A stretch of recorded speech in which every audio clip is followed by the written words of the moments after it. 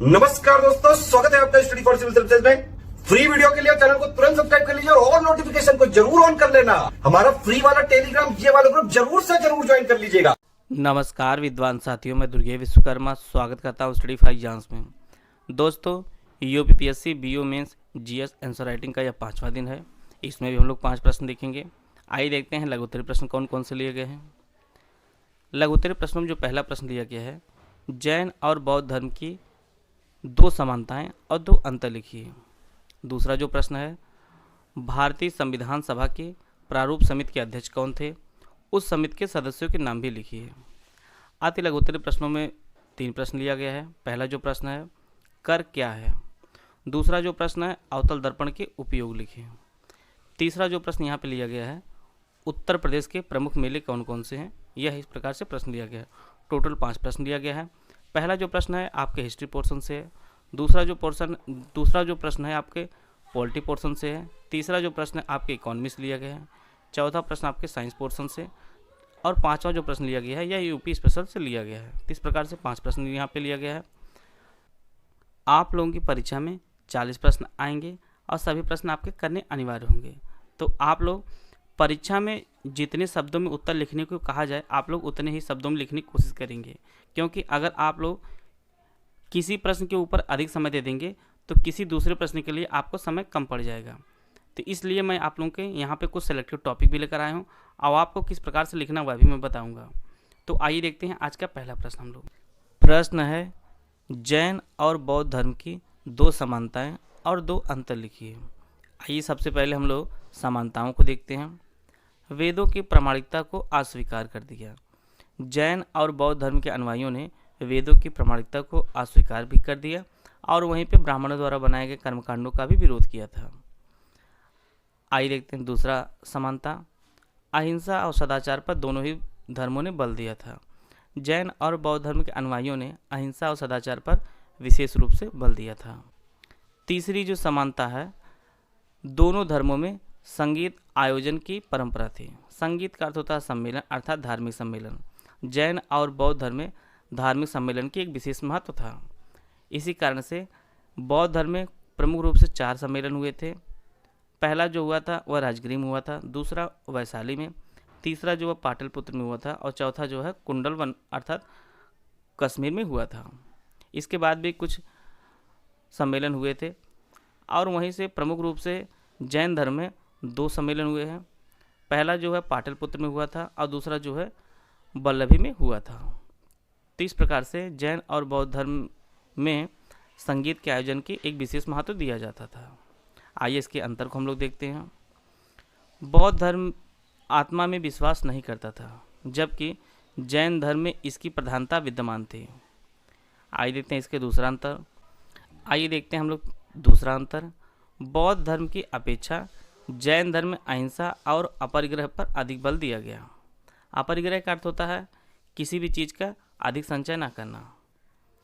तो आप लोग जानते हैं कि जैन धर्म में अहिंसा और अपरिग्रह पर एक्सट्रीम लेवल मतलब अत्यधिक बल दिया गया है और वहीं पे बौद्ध धर्म में ऐसी कोई एक्सट्रीम लेवल नहीं है। आइए देखते हैं तीसरा जो अंतर है, जैन धर्म के अनुसार महिला और पुरुष गृहस्थ लोग मोक्ष प्राप्त नहीं कर सकते, जबकि बौद्ध धर्म के अनुसार यह दोनों के लिए संभव है। अर्थात बौद्ध धर्म में कहा गया है कि अगर आपको मोक्ष प्राप्त करना है तो आप चाहे गृहस्थ रहें और चाहे भिक्षु बने, आपको मोक्ष प्राप्त किया जा सकता है।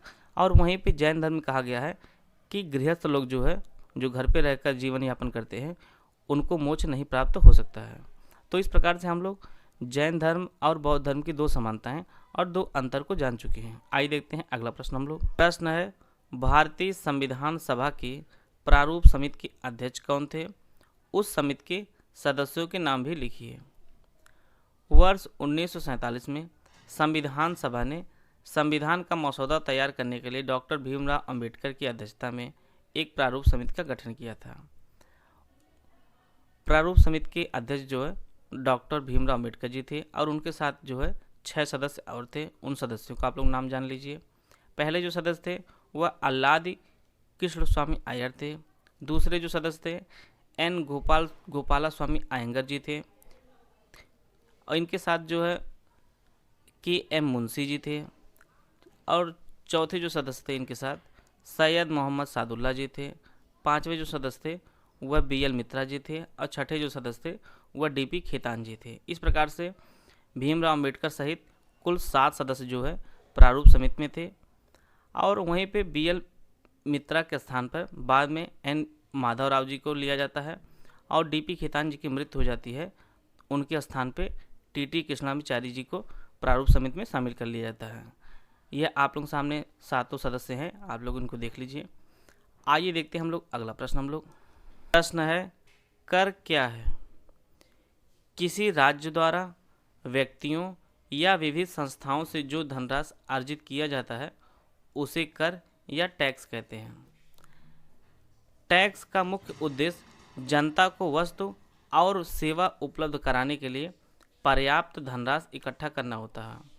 सरकार यह धनराशि इकट्ठा करती है और इसी धनराशि से सड़क, सार्वजनिक शौचालय, सार्वजनिक यातायात की व्यवस्था करती है। कर एक ऐसा भुगतान है जो आवश्यक रूप से सरकार को उसके बनाए गए कानूनों के अनुसार दिया जाता है। यह जो कर है इसे सरकार निर्धारित करती है और यह प्रत्येक व्यक्ति को देना पड़ता है। स्वरूप के आधार पर कर 2 प्रकार के होते हैं, एक प्रत्यक्ष कर होता है, दूसरा जो परोक्ष कर होता है। प्रत्यक्ष कर ऐसे कर हैं जो विधिगत रूप से जिस पर लगाए जाते हैं उसे ही इसका भुगतान करना पड़ता है, जैसे आपका आयकर होता है। वहीं पे जो दूसरा कर है परोक्ष कर, परोक्ष कर या अप्रत्यक्ष कर एक व्यक्ति पर लगाए जाते हैं, जबकि यह पूर्णतः या आंशिक रूप से दूसरे व्यक्ति द्वारा दिए जाते हैं। जैसे आपका बिक्री कर हो गया, आपका सीमा शुल्क हो गया, आपका मनोरंजन कर हो गया। यह जो सभी कर हैं यह परोक्ष कर के अंतर्गत आते हैं, क्योंकि इनका जो भार है वह व्यापारी से उपभोक्ता को हस्तांतरित होता है। तो इस प्रकार से हम लोग कर के प्रमुख बिंदुओं को देख लिए हैं। आइए देखते हैं अगला प्रश्न हम लोग। प्रश्न है, अवतल दर्पण के उपयोग लिखें। आइए हम लोग अवतल दर्पण के प्रमुख उपयोग कौन कौन से उनको देखते हैं। दाढ़ी बनाने में अवतल दर्पण का उपयोग किया जाता है। दूसरा जो उपयोग इसका है, नाक, कान और गले के जो डॉक्टर होते हैं वह अवतल दर्पण का उपयोग करते हैं, जिससे रोगियों के आंतरिक अंगों की जांच कर पाते हैं। तीसरा जो उपयोग है अवतल दर्पण का, जो उपयोग है टार्च, सर्च लाइट, मोटर कारों के हेडलाइटों में प्रयोग होता है। अवतल दर्पण का जो उपयोग है वह जो मोटर कारों के हेडलाइट होती है उनमें भी अवतल दर्पण का उपयोग किया जाता है। इसका जो चौथा उपयोग आप लोग देखिए, अवतल दर्पण का उपयोग सौर भट्टियों में सूर्य के प्रकाश को केंद्रित करने के लिए किया जाता है। सौर भट्टियों में भी अवतल दर्पण का प्रयोग किया जाता है। अवतल दर्पण का जो 5वां उपयोग उनको हम लोग देख लेते हैं। अवतल दर्पण का जो उपयोग है वह सोलर कुकर में परावर्तक दर्पण के रूप में भी इसका प्रयोग किया जाता है। तो इस प्रकार से हम लोग अवतल दर्पण के 5 प्रमुख उपयोगों को देखे हैं। आइए देखते हैं अगला प्रश्न हम लोग। प्रश्न है, उत्तर प्रदेश के प्रमुख मेले कौन कौन से हैं यह आपको बताना है। कुंभ मेला उत्तर प्रदेश के प्रयागराज जिले में लगता है, जो विश्व प्रसिद्ध है। यह जो कुंभ मेला लगता है यह प्रत्येक 12 वर्ष के अंतराल पर लगता है। और इसके अतिरिक्त देवा मेला जो है वह बाराबंकी में लगता है। बटेश्वर नाथ का जो मेला है वह आगरा में लगता है। नौचंदी मेला का जो आयोजन है वह मेरठ में होता है। लठमार होली का जो आयोजन है वह बरसाना मथुरा में होता है। नैमिषारण्य का जो आयोजन है वह सीतापुर में होता है। देवी पाटन का जो मेले का जो आयोजन होता है वह गोंडा में होता है। और वहीं पर गोविंद साहब मेले का जो आयोजन है वह अम्बेडकर नगर में होता है। और टोटल की बात की जाए तो सर्वाधिक जो मेला लगता है वो मथुरा में लगता है, वहाँ पर टोटल 86 मेला लगता है। वहीं पे कानपुर, हमीरपुर में टोटल 79 मेले का आयोजन होता है। झांसी में जो मेलों की जो संख्या कुल है वह 78 है।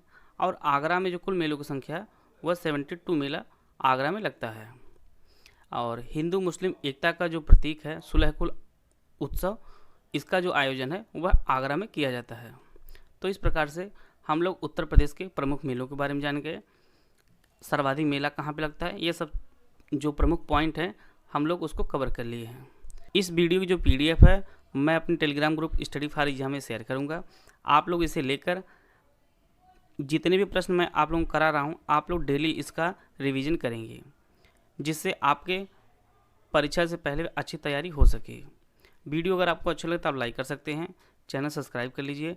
वीडियो को पूरा देखने धन्यवाद। जय हिंद, जय भारत।